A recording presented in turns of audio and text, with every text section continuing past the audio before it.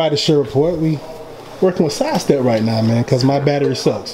So we're going to get this whole thing and we're going to make it work. We all family. Miguel. How you doing, buddy? How you doing, brother? Good. So listen, man, it's been an interesting last couple of fights for you, man. The fight before this one was kind of tough. Got a draw. Yeah. This fight, you was whooping butt, and then you got headbutt. You got spirit, and they DQ'd the guy. Yeah. You were kind of upset because I think you wanted to put on the show. Yes. Just give us a little bit more about that, man. I mean, he was probably one of the strongest guys I ever fought. I knew he was going to be really strong, you know, those Russians. And he's coming down. He fought up to light heavyweight, so he fought middleweight, light heavyweight, super. He fought for a junior middleweight title at one point also. So I knew he wasn't no bum. You know, they were kind of making it seem like he wasn't, but the guy was strong. He was headbutting me from the beginning. He was throwing me on the ground.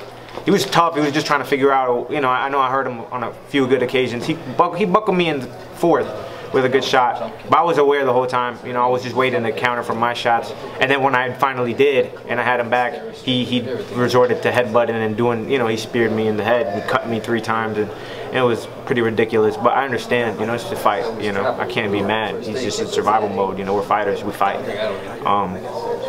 Yeah, I'm grateful for the win. You know, I really wanted to put him out. I really wanted to finish the show. I wanted to give my fans a better performance in the aspect of being able to finish him because he was there, he was done, he was tired, he was ready to go.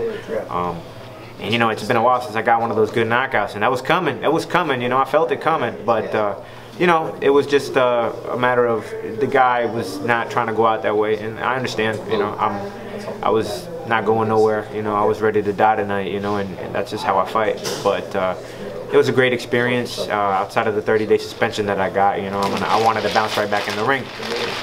You know, yeah, I've been in my last few fights have been tough, you know, but at the end of the day, that's really what's going to make you into a future world champion. You're not going to get there fighting a bunch of 0-2 guys, 1-15 guys. You know, that's not going to get you nothing.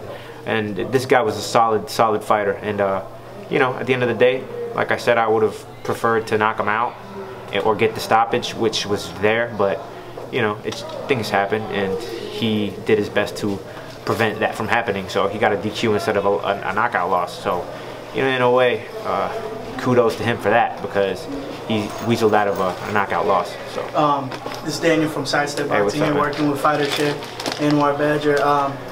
Let's talk about the fight a little bit. Yeah. You mentioned he did tackle you. Actually, it was several times he tackled you. Yeah, he was fighting. Wrestling, MMA. Yeah, wrestling, MMA. Football. I know the whole Conor McGregor thing is getting at everybody. He was doing some crazy shit.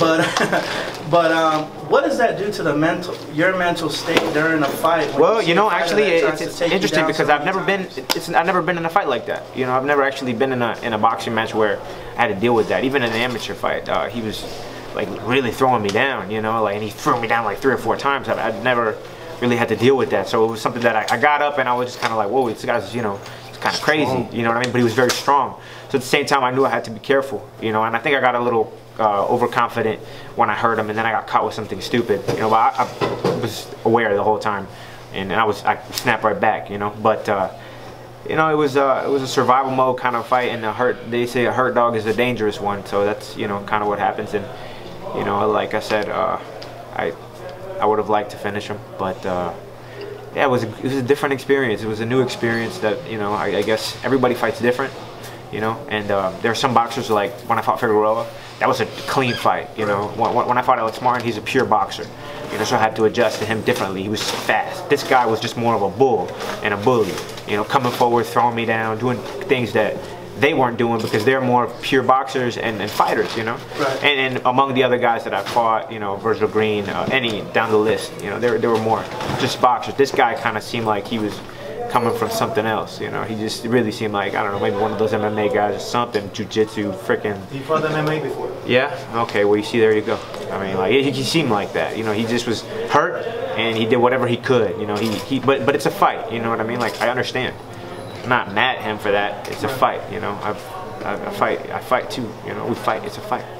Now, Miguel, you are a consummate professional. I mean, before we turn the cameras on, you were pretty upset with yourself. I mean, you know, definitely give yourself credit for the win. Yeah, I mean. Okay, but given what happened tonight, the last couple of fights, what's next for you? I know you're going to be ready to fight, you know, after the 30-day suspension is over, but what are you going to be looking to work on more in your next camp? My next camp, I got I gotta go back and look at this fight. You know, really, I want to work more on my defense. I feel like my jab was coming off really nice today. I want to keep working on that. His southpaw angle was a little different. I fought 5 southpaws in a row already. You know, and it's a good experience because that's what's gonna be down the road. You know, I can fight in a very difficult circumstances, and I know that. You know, I was disappointed. I did want to finish the fight. I did want to, you know, get to test myself to the fullest. You know, I got a little tired, but I wasn't tired. You know, I could have definitely fought more, and I was ready to fight more. And he was exhausted. I could feel him. I could feel him kind of crumbling, but it's just part of the game, you know. Now, it looked, you know, most people would be celebrating at this point for the win, but you seem, again, going off of what Fighter Share is saying, you seemed a bit disappointed. Tell us about, you know, your just calm demeanor. You don't seem as excited to win. No, of course, you know, because I had him. What are some things that are because I had him? Because I had him. So it was like I had him, and then he caught me with a good shot. I recovered.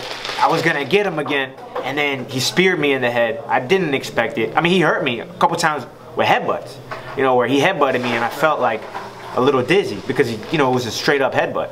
You know, he was doing it, he was throwing me, and so I really wanted to get that finish on him. You know what I mean? I really wanted to get that finish on him, and I was just so close, and I just felt it. I just needed maybe the rest of that round and maybe another more, you know, maybe one more round. He was getting ready to go, but.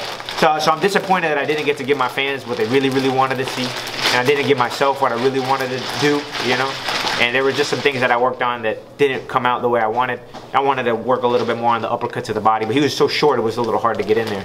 And that might have been the reason I got caught with the overhand left, you know, because I think I threw an upper and I might have pulled back.